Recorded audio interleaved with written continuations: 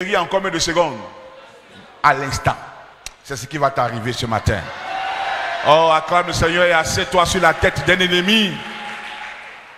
Que le Seigneur bénisse sa parole et que le Saint-Esprit de Dieu prenne le contrôle de ce moment pour que seulement que ce qu'il a prévu dire soit dit pour que nous soyons tous bénis. Dis Amen. Le thème de ce matin, c'est pourquoi une souffrance inutile. Dis avec moi, pourquoi souffrir inutilement? Dis pourquoi cette souffrance inutile? Regarde quelqu'un et pose-lui la question. Dis, ma soeur, mon frère, pourquoi cette souffrance inutile? Si j'ai un conseil à donner à quelqu'un qui est en ligne, commence à partager ce message parce que Dieu va parler fortement dans la vie de quelqu'un. Alléluia. Pourquoi cette souffrance inutile? Voyez-vous, le monde est simple et Dieu n'a pas cessé d'agir. Mais les hommes n'ont rien compris à la démarche de Dieu. C'est pourquoi le thème vient ce matin pour nous poser cette question.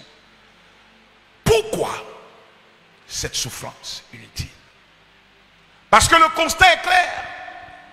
Beaucoup de ceux qui m'écoutent ce matin dans cette salle souffrent, mais plusieurs souffrent inutilement.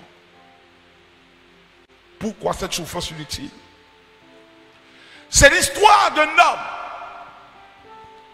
qui était malade depuis 38 ans. Je rappelle que les 38 ans ne sont pas les années de vie sur terre. Les 38 ans, c'est l'année, ou du moins les années de la maladie. La maladie a duré 38 ans dans son corps.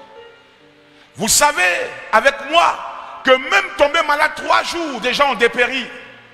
Imaginez quelqu'un qui est malade depuis 38 ans, qui est positionné à la même place, qui voit les gens être guéris, mais lui qui n'est jamais guéri. Il voit les autres évoluer, mais lui n'évolue jamais. Il voit les autres témoigner, mais lui ne témoigne jamais.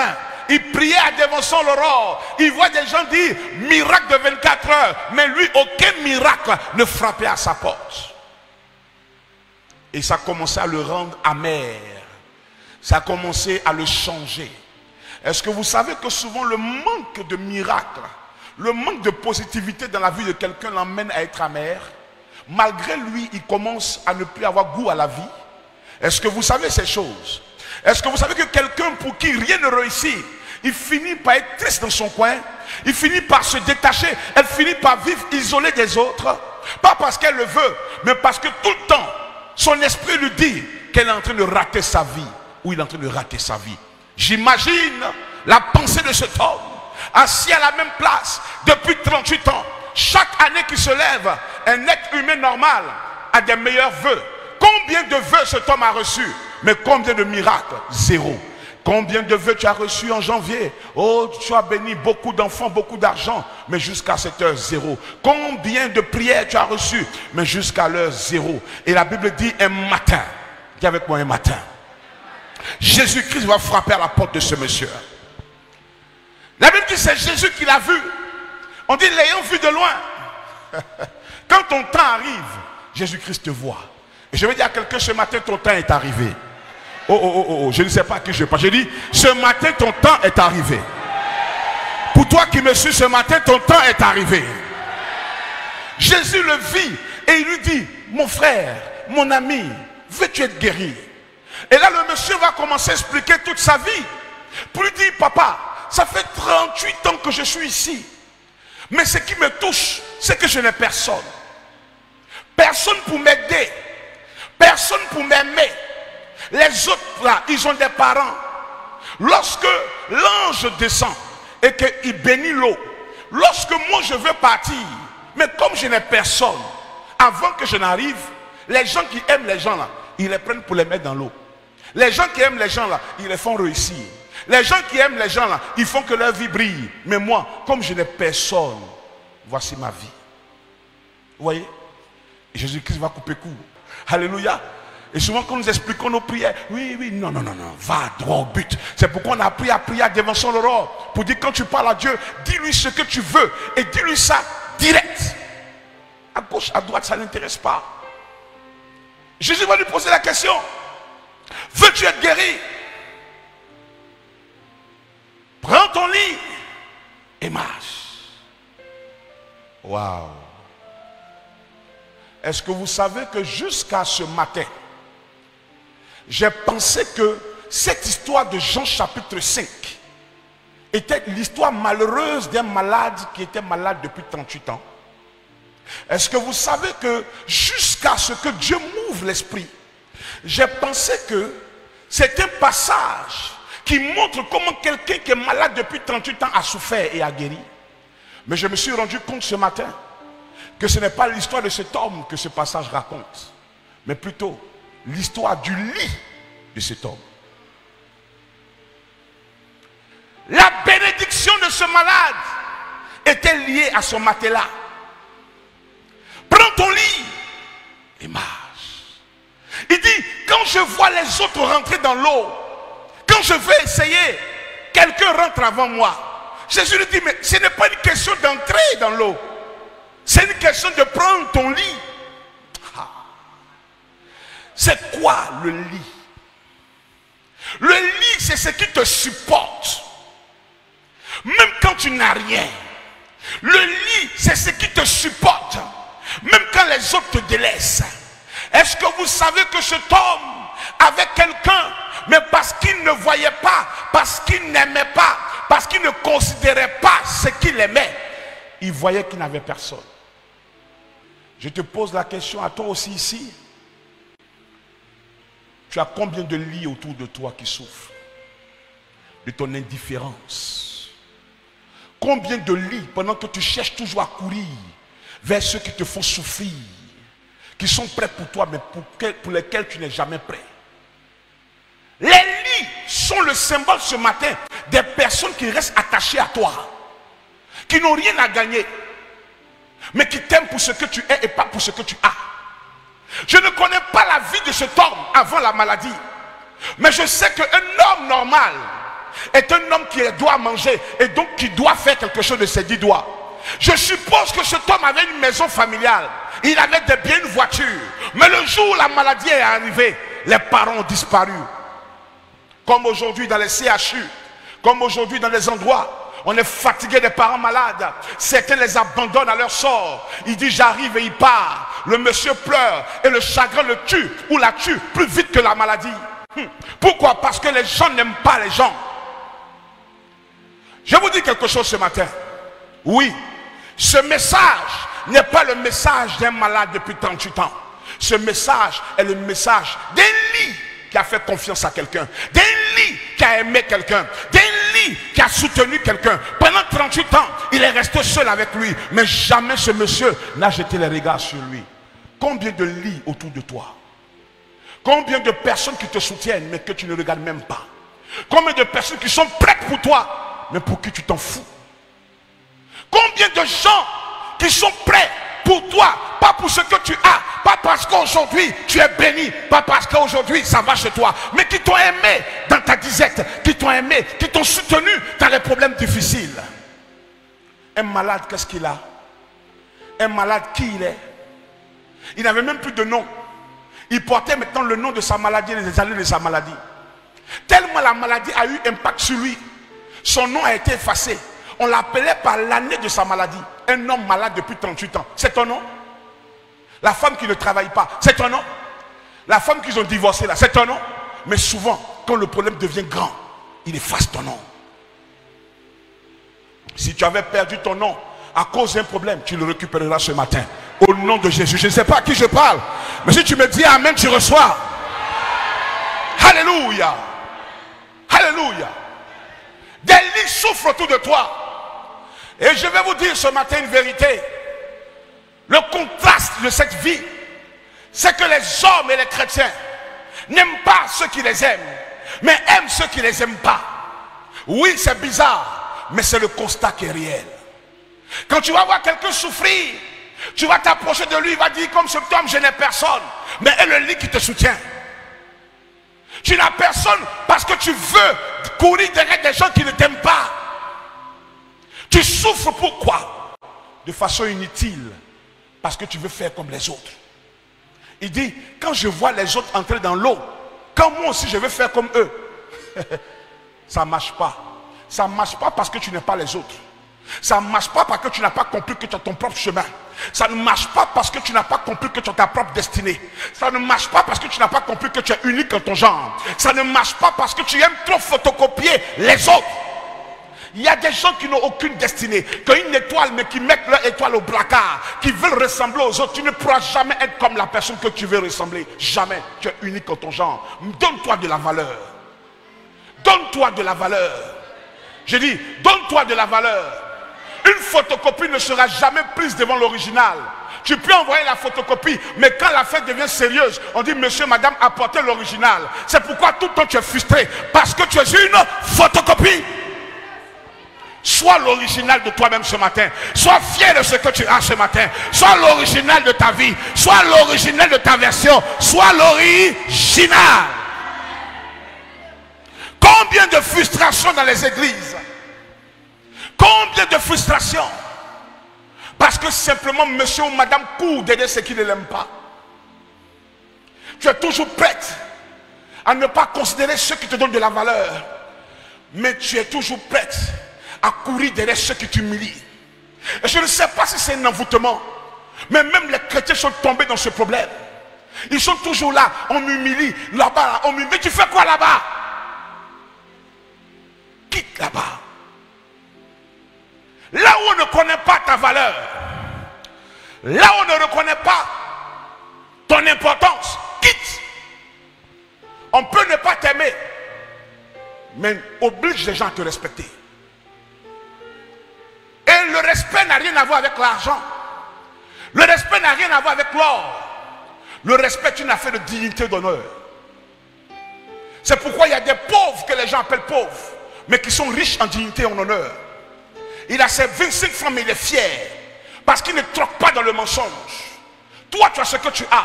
Tu arrives à manger, tu arrives à dormir. Même si les maisons ne sont pas pareilles. Même si les voitures ne sont pas pareilles. Mais tu es fier parce que tu ne dois à personne.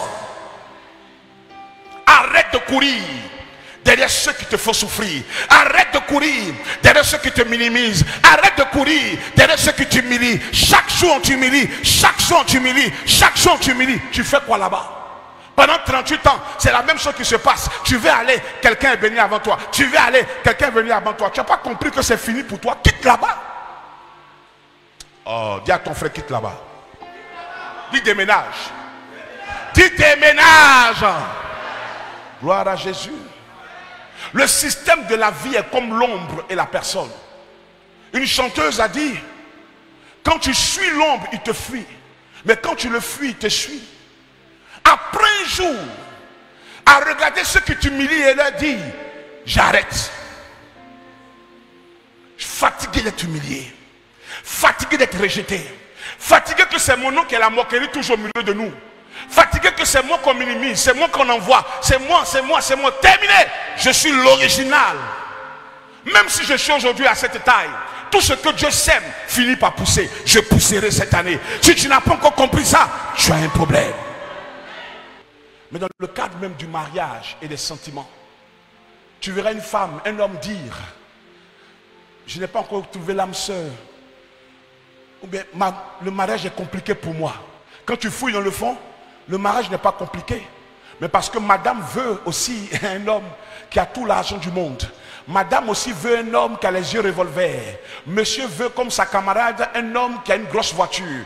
Mais qui t'a dit que la camarade a commencé avec cet homme qu'elle avait une grosse voiture? Il y a des choses qu'on nettoie, qu'on élève et qu'on blanchit. Et toi tu veux déjà du tout cuit, ça n'existe pas dans l'amour. Il y a des choses en véritable amour où on commence ensemble, on se forge, on se taille, on cède et on réussit. Ce genre d'amour ça reste jusqu'à la fin de la vie. Mais quelque chose dont tu ne connais pas la provenance, comment veux-tu terminer ta vie avec ça? Tu trouveras certaines femmes à l'église qui diront, je prie Seigneur pour que tu m'amènes le mari. Mais lorsque Dieu t'amène le mari déguisé en quelqu'un qui ne s'en sort pas, tu commences à le minimiser. Tu cherches toujours où? Le DG des sociétés. Où? DG. Mais est-ce que celui que tu as à côté de toi ne peut pas devenir un DG quelqu'un demain?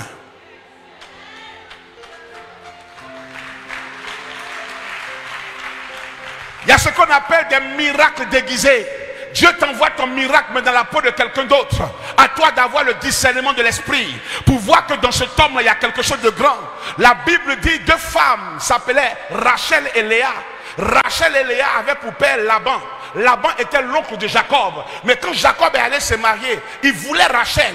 Mais la nuit, on lui a donné Léa. Mais Léa pouvait dire, je ne me marie pas. Léa pouvait dire, je ne suis pas d'accord. Léa pouvait dire, mais pourquoi c'est moi qui veux te marier? Léa pouvait dire, mais cet homme-là, c'est qui ça? Un serviteur, quelqu'un qui travaille pour mon père, j'ai le marier. Moi, Léa, c'est la grande sœur. La grande sœur dans la famille, c'est l'honneur. Elle pouvait dire, mais pourquoi? Mais Léa a marié le monsieur. Vous savez pourquoi? Dis annonce et je révèle. Parce que la Bible dit, elle avait une déformation dans sa vie. L'handicap de Léa, c'était qu'elle louchait des yeux. C'est quoi loucher? Quand tu regardes devant toi, tu ne vois pas devant toi, tu vois ailleurs. Mais cet handicap que les hommes appelaient handicap était une bénédiction spirituelle pour Léa. Et depuis Léa, tout homme qui croit en Jésus, tout homme qui croit en Dieu, homme, femme qui croit en Dieu, qui ne louche pas, tu as un problème. C'est quoi loucher? Elle ne voyait pas. Elle regardait le Jacob d'aujourd'hui, mais elle voyait le Israël de demain. Dans la vie, ne regarde pas seulement ce que tu vois, mais est-ce que tu peux loucher pour voir ce que les autres ne voient pas? Tu peux voir un homme, mais est-ce que tu sais ce qu'il deviendra? Tu peux prendre une femme, mais est-ce que tu sais ce qu'elle deviendra? Cariant ta païenté. Arrête de te faire humilier. Arrête de courir derrière ceux qui ne t'aiment pas. Des gens sont en train d'avoir l'ulcère. Des gens ont des problèmes de santé. Quand tu fouilles dans le fond, c'est parce qu'un homme fait souffrir. Elle prend son argent, elle prend sa tontine, elle prend son amour, elle prend sa cuisine, elle donne tout à cet homme. Le jour il grandit, le jour il est connu, il lui dit au revoir, ça la fait souffrir. Qui t'a envoyé là-bas? Qui t'a envoyé là-bas? Mon ami, le divorce là, c'est pas de Dieu. Mais le suicide aussi n'est pas de Dieu.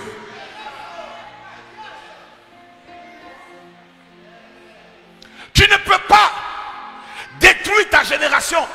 Un homme qui meurt, on enterre un corps. Mais ça c'est le côté visible. Mais le côté invisible, on enterre une destinée, une génération. Parce que l'homme qui est mort là, il devait enfanter un enfant. L'enfant qui est mort là, il devait enfanter un enfant. Imaginez que quelqu'un qui a un enfant qui est président était mort avant d'avoir un enfant. Ce n'est pas seulement le père qui est mort, mais c'est le président qui allait venir qui est mort. Le jour où Caïn a tué son frère Abel, la version Chouraki de la Bible dit, ce n'est pas le sang d'Abel qui a crié, mais les sangs. Pourquoi? Parce que dans le sang d'Abel, il y avait le sang de ses enfants, ses arrière-petits-enfants, toute sa génération. Quand toi tu dis, je vais mourir à cause d'un garçon, tu es en train de dire, je vais tuer 1 million de personnes à cause d'un garçon. Il est quitté où? Il se lave avec quoi? Il dort où?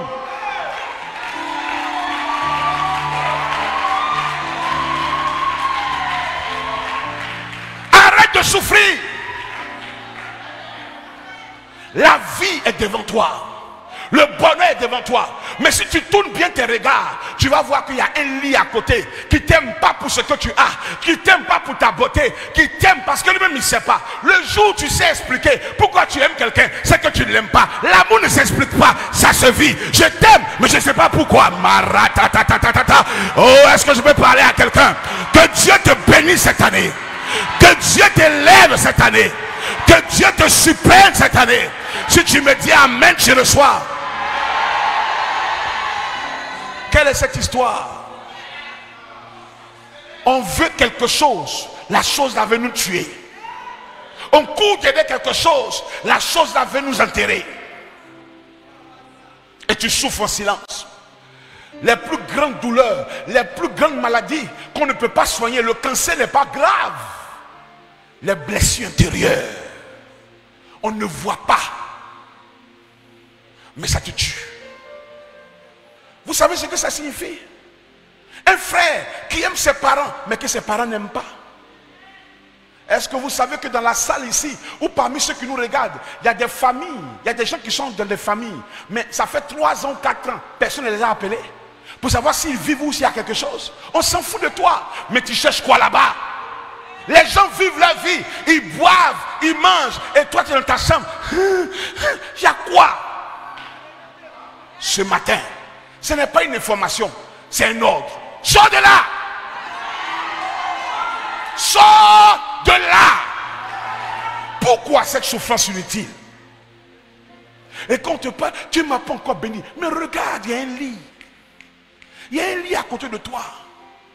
Écoute-moi, si un homme ou une femme t'aime à cause de ta forme, elle ne t'aime pas.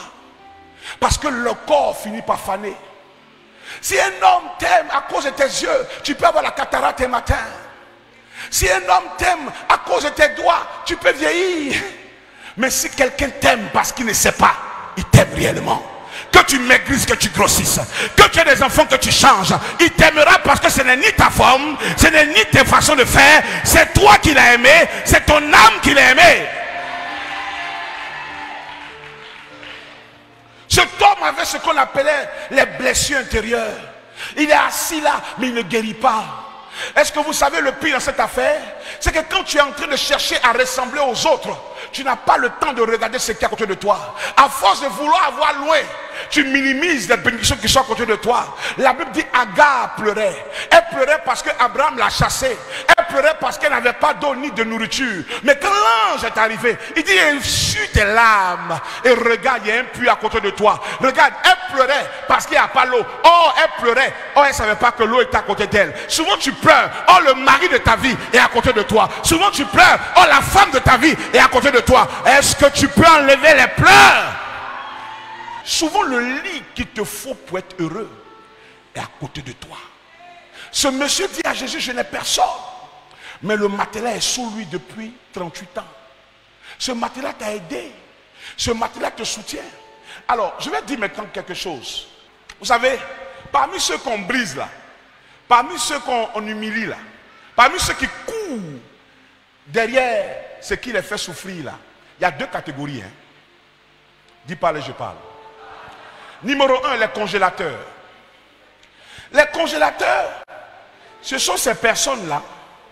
La personne va transpirer. Au moment où il est presque pourri, là, toi tu le prends, tu le congèles. Quand tu l'as bien congelé, quand il sent maintenant que pourriture est partie, il ne sent plus. Ils sont encore. Il tourne jusqu'à. Elle tourne jusqu'à. Et puis un matin, congélateur, débranche-toi un matin.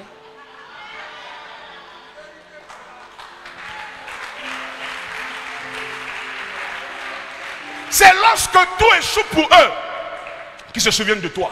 C'est lorsqu'il n'a plus de loyer qu'ils se souviennent de toi. Quand sa mère est malade, qu'ils se souviennent de toi. Quand il faut quelqu'un pour aller rester auprès de sa soeur qui a accouché, qu'ils se souviennent de toi. Congélateur, c'est ta destinée. Tu es né là, tu es né machine.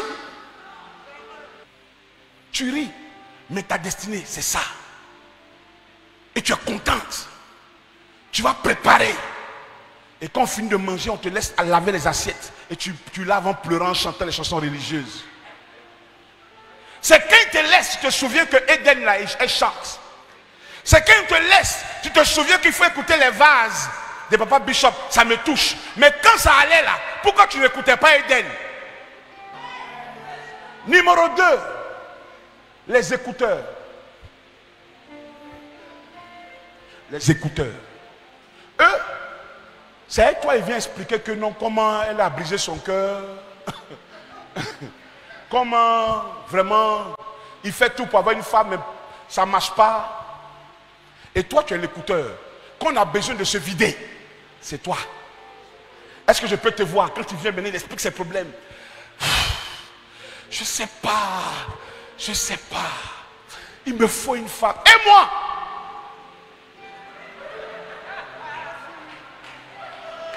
Moi tous les jours qui t'écoute.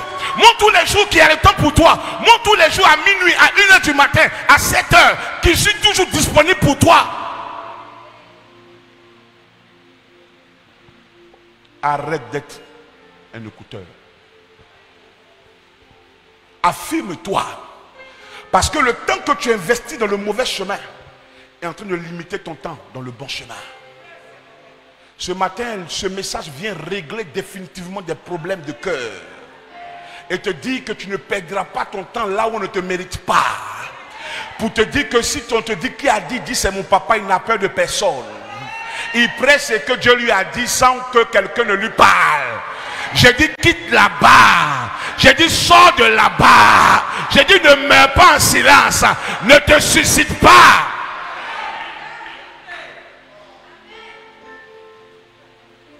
Et la dernière partie que je vais toucher, c'est aussi que cette situation est dans l'église.